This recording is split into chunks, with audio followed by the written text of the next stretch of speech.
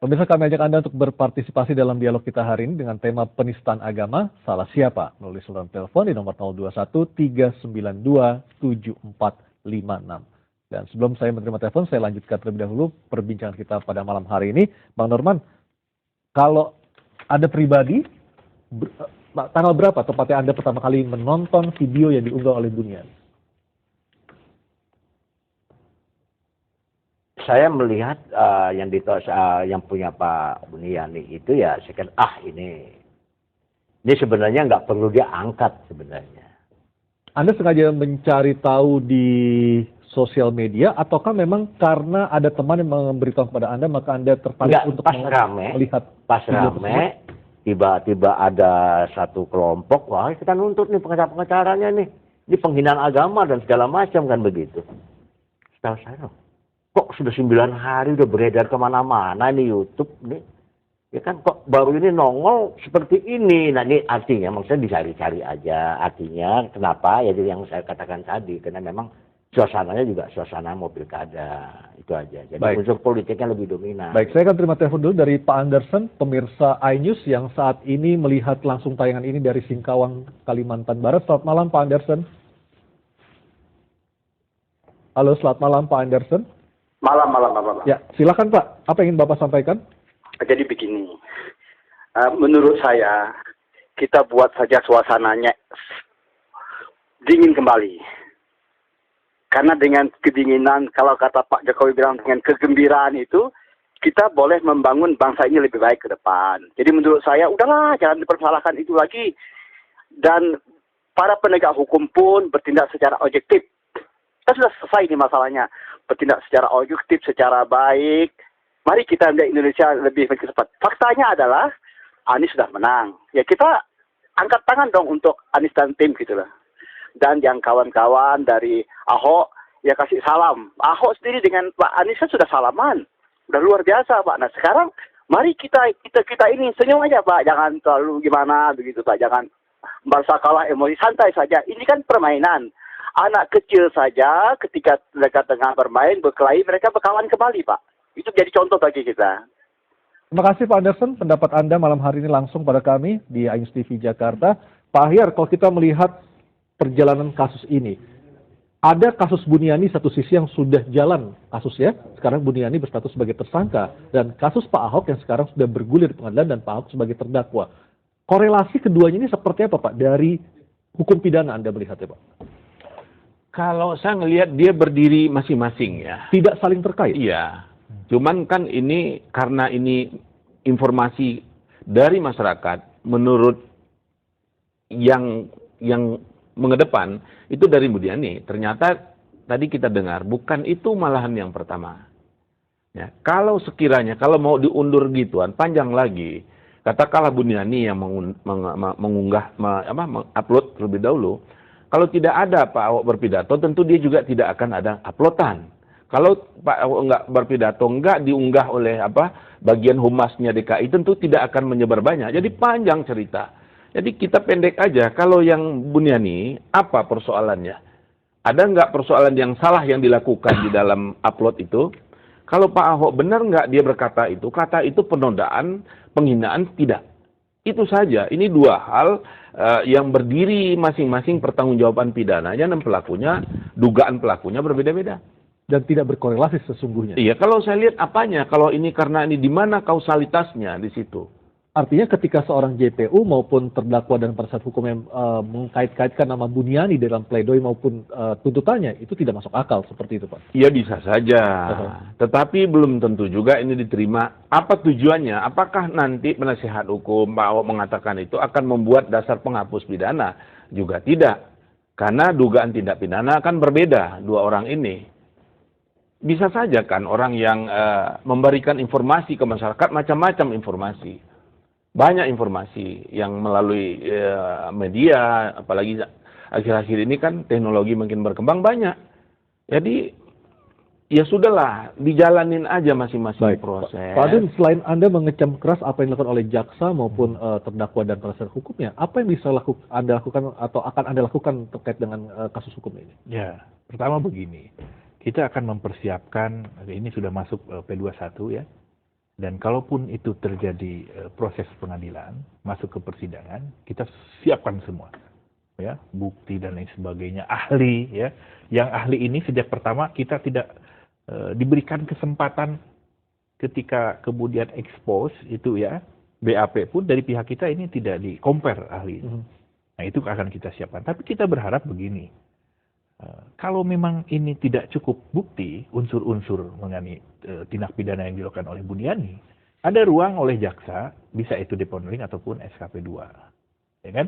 Atau SKP 2 diberhentikan penuntutannya tanpa masuk ke pengadilan. Kalau deponering dikesampingkan, SKP 2 ini diberhentikan penuntutannya. Ya kan? Jadi jangan dipaksakan. Terkesan ini terlalu dipaksakan. Kenapa terlalu dipaksakan? Si berkas ketika kemudian proses BAP awal oleh penyidik Polda itu dilimpahkan ke Kajati DKI. Kurang lebih 2 kali bolak-balik itu berkas. Ya kan? Malah lepas dari waktu 14 hari yang menurut KUHAP itu harus dikembalikan. Itu. Jadi ketika lepas dari 14 hari, menurut SOP kejaksaan, kalaupun ada berita acara tambahan, itu tidak sah. Gitu.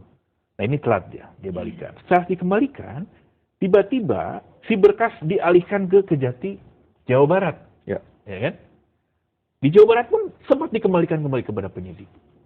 Hanya ketika kemudian ekspos di Kejagung, mungkin ada arahan dari sana untuk berlanjut. Akhirnya lanjut. Artinya ini dari awal sudah kasus Buniani ini diada-adakan dan dipaksakan. Sekarang saya tanya, apa yang salah dengan Buniani? Ya, kalau tadi kronologisnya seperti itu, apa yang salah? Sebelum Buniani mengupload, itu orang-orang yang sangat keras, ya, mengupload berikut videonya banyak. Saya akan buktikan.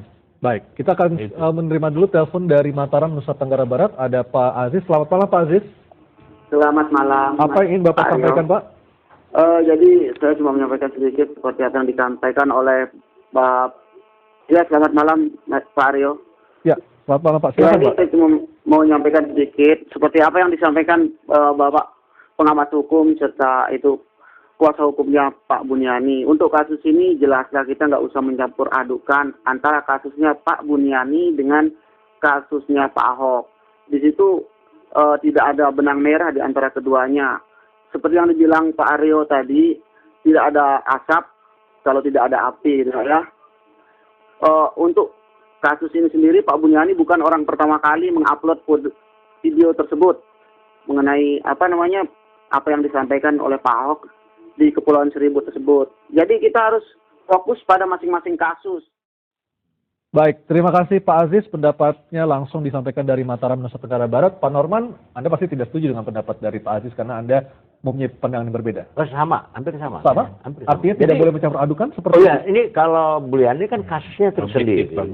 Kasusnya itu kan dianggap menghasut, mengajak. Akhirnya terjadi yang dituduh Ahok, kan begitu. Terjadilah, kan Ahok punya kasus tersendiri yang dari Buniani tadi ini. Ya tadi kan kalau tidak ada api, tidak ada asap, tidak ada api kan tadi. Itu udah benar. Sebenarnya kalau Buniani tidak mengupload itu juga nggak ada masalah. Salah. Itu nggak bisa begitu dong. Itu logika yang ngawur sekarang. Dan sekarang dasarnya Ahok di sidang dasarnya apa? Kan dari mana? Fakta di persidangan? Ya, sekarang saya tanya. Dari mana Ahok di sidang? Tuduhan kepada Ahok itu apa? Apa tujuannya? Al-Maida kan? Iya. Nah, dari mana dia dapat tuduhan itu? Kan dari nge-upload video gitu loh. Fakta persidangan. Video. Ada tidak bukti atau saksi ya yang berdasarkan Buniani selama persidangan? Tidak ada. Harus fair loh. Berdasarkan apa ini harus kan sidang sudah berapa kali? Fakta persidangan sudah dibuka berapa kali? Tidak ada satupun pelapor yang berdasarkan Buniani. Coba sebutkan ke saya. Nah, lalu pelapor itu dasarnya dari mana? Dari mana? Pertanyaannya dari video. Videonya mana? Video Pemprov yang utuh semuanya. Yang ditayangkan apa? Video yang dari Pemprov. Yang Buniani ditayangkan tidak? Tidak, Pak. Lihat di fakta persidangan dong. Oh iya. Iya, betul ini fakta persidangan. Iya. Tidak ada video yang diupload Buniani itu ditayangkan di pengadilan atau dijadikan barang bukti atau menjadikan dasar laporan. Jadi ini mengada-ngada. Gitu. Ya, jadi menurut saya JPU di sini tidak elok, ya, tidak elok. Ketika kemudian mengaitkan, terkesan mengkambing hitamkan, membawa peristiwa pidana lain, ya, untuk kemudian dianggap memutus, ya, dianggap bahwa seseorang itu tidak bersalah karena faktor peristiwa pidana lain. Ini nggak boleh. Penuntut umum itu kemudian harus ambil fakta-fakta persidangan, dia harus push to the limit menuntut. Sebetulnya kalau lihat sejarah-sejarah yang ada, jarang ada Kalau sekarang primernya JPU itu udah dilihatkan. benar itu JPU itu. Primernya Udah benar lah. dihilangkan. Itu hukum positif Tiba-tiba dia pakai tunder. JPU. Hukum positif yang Iya. mana?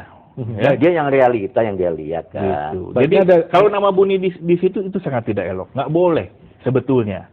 Kalau pengacara Ahok silakan saja. Dia juga kan merujuk dari penuntut umum sehingga jadinya masuk nama Budiani. Tapi akhirnya justru ini akan merugikan pihak Ahok. Karena apa? Hakim itu cerdas, dan ingat, hakim itu memutus perkara berdasarkan dakwaan, bukan tuntutan. KUHP 182 pasal 4 baca. Ya. Ya. Hakim memutus perkara berdasarkan apa? Dakwaan, bukan Dan tuntutan. apa? Fakta persidangan, bukan tuntutan. Baik, nanti saya akan ke Pak Ahyar Gitu. untuk menengahi masalah ini seperti apa, karena ada dua kutub pendapat yang saling bertentangan, namun Ayus Prime akan kita jeda sejenak.